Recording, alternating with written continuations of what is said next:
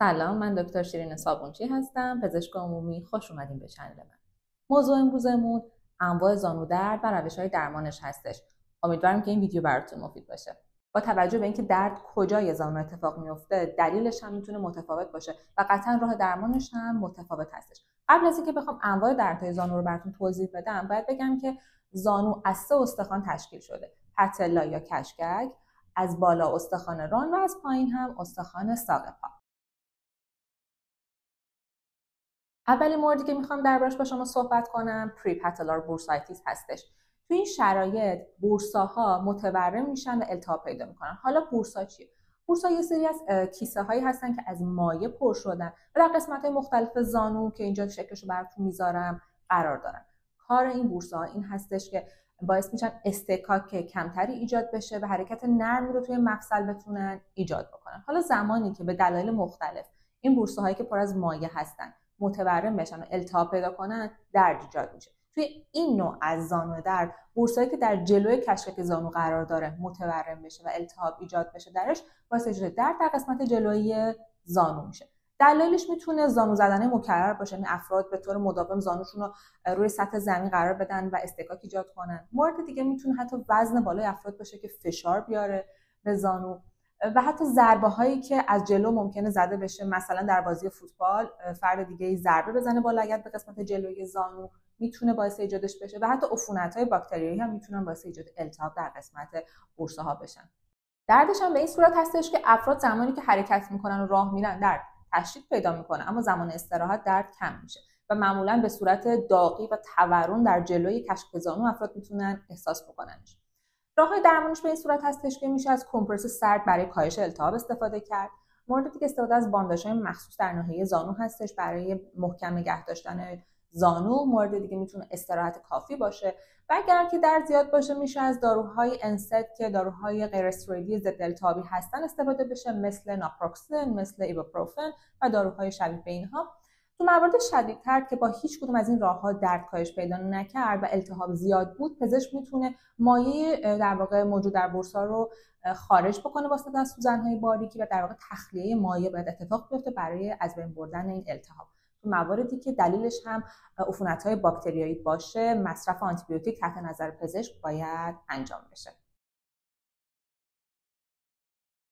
مورد بعدی پتالوفمورال پین سیندروم هستش که توی این شرایط افراد درد رو در پشت کشکک زانو و اطراف کشکک زانو احساس میکنن. اگه بخوام به طور دقیق تر بگم، درد بین استخوان کشکک و استخوان ران هستش.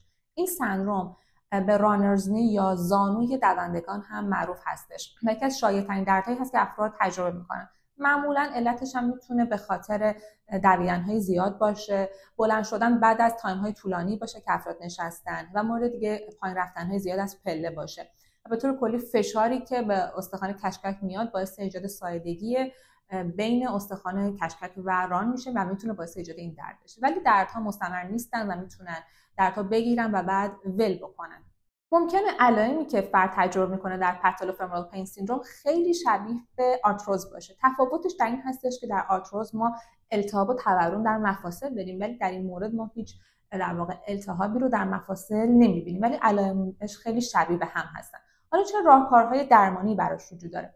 مورد اول میتونه تقویت عضلات چهارسر ران و عضلات باسن باشه و حرکات کششی مناسب و تمریناتی که پزشک میتونه براتون در واقع تجویز بکنه خیلی مناسب هستش. مورد دیگه میتونه استفاده از زانوبندهای مخصوص باشه برای اینکه زانو رو بتونه محکم نگه داره و جلوی استکاک و ساییدگیش رو بگیره. برای کاهش درد میشه از داروهای انسد استفاده کرد، مثل ایبوپروفن، ناپروکسن و استراحت دادن به زانو هم خیلی میتونه مهم باشه.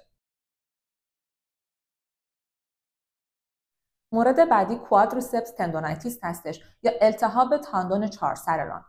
زمانی که تاندونی که عضله چهارسر ران رو به کشکک زانو متصل میکنه ملتهب بشه به خاطر کشیدگی و استفاده بیش از حد ازش، میتونه باعث ایجاد این درد بشه. ما درد رو هم معمولا در بالای کشکک زانو در واقع احساس میکنیم، یعنی فرد در بالای زانو بیشتر این درد رو احساس میکنه. ما بیشتر توی ورزشکاران میبینیم، یعنی افرادی که از ورزش‌های مثل دویدن، دوچرخه سواری و حتی اسکی استفاده میکنن که توش پریدن در واقع دویدن خیلی زیاد هستش، میتونه باعث ایجاد این درد بشه. علائمش میتونه به صورت خشکی مفاصل مخصوصا در صبح باشه، مورد دیگه تورم و درد در زانو باشه و مورد دیگه به اصطلاح خالی شدن زانو هست، یعنی هنگامی که راه رفتن احساس میکنن که زانو به اصطلاح خالی میکنه. این هم میتونه جزو علائمش باشه. درمان میتونه به این صورت باشه که از فیزیوتراپی میشه استفاده کرد و از روش‌های گرما و تحریکات الکتریکی در فیزیوتراپی میشه به عنوان گزینه درمان استفاده کرد. مورد دیگه میتونه استفاده از لیزر باشه برای ترمیم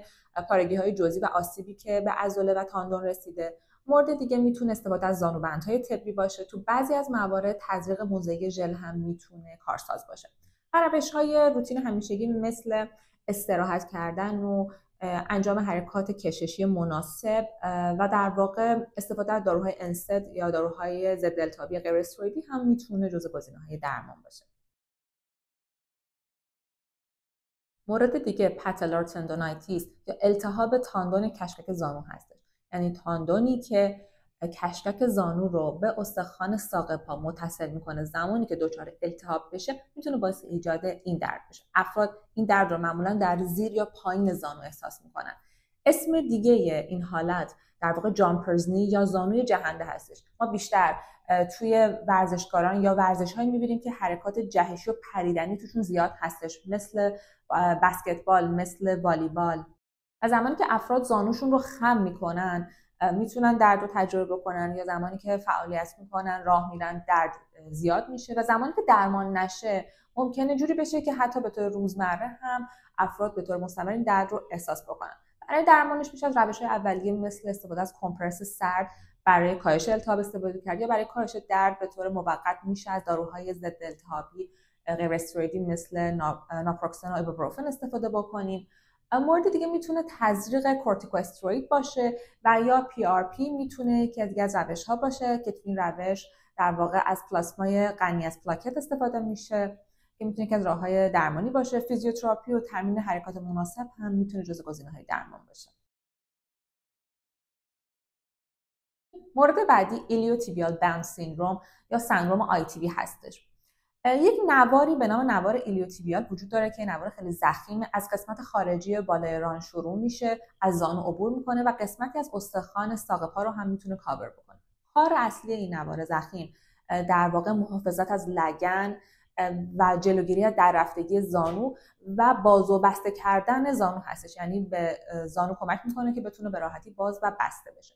حالا زمانی که این نوار ضخیم به هر دلیلی کشیده بشه، سفت بشه یا بهش فشار وارد بشه میتونه باعث ایجاد درد بشه و معمولاً به این صورت هستش که زمانی که استخوان تیبیال پیچ خوردگی درش اتفاق میفته یا حرکت ناگهانی زانو به سمت بیرون انجام میشه یا انجام ورزش هایی که توش زانو خیلی خم هستش مثل دوچرخه سواری یا مثل دویدن میتونه باعث ایجاد درد از این نوع بشه. بهتره برای جلوگیری از چنین حالتی افراد قبل از ورزش کردن به اندازه کافی گرم بکنن و بعد از ورزش هم به خوبی سرد بکنن. این دو نکته خیلی مهم هست برای جلوگیری از ایجاد چنین وضعیتی.